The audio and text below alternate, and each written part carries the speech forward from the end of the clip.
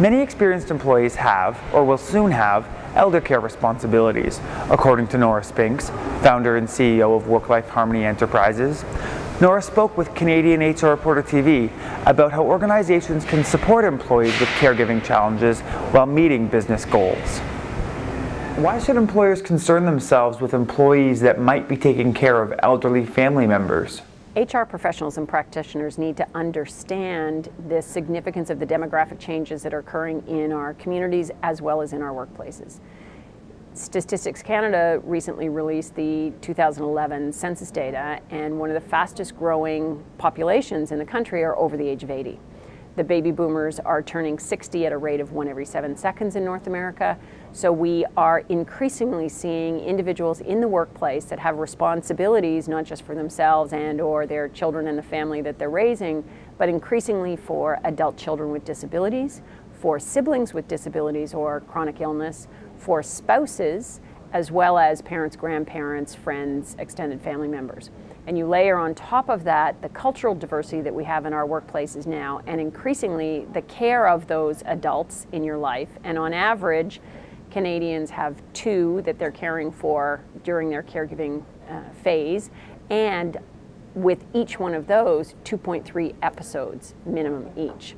And so we're talking about a fairly significant volume of caregiving responsibilities, and each one of those takes time.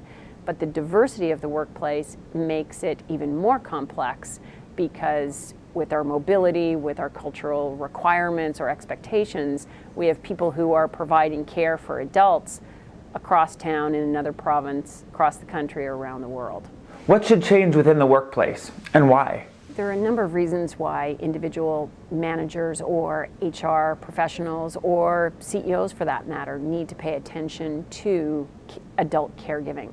One of them is, if your people have care responsibilities and they have to choose between personal or professional, when it comes to caring for a parent or a spouse who's dying or seriously or critically ill, work is going to take second place every time.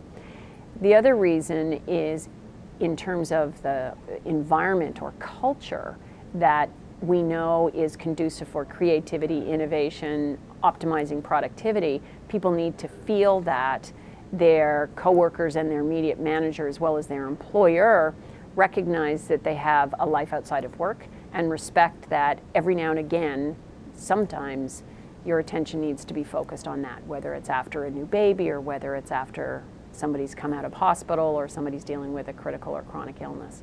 So from a productivity perspective, it's important. From a corporate social responsibility perspective, it's important. And just from a good place to work. Where can employers start? I think the first and foremost thing that employers and managers need to do is recognition and respect. So recognize that this is an issue and respect that sometimes family's going to take priority. Second, I believe that employers need to look at work life, and in particular adult caregiving, very strategically.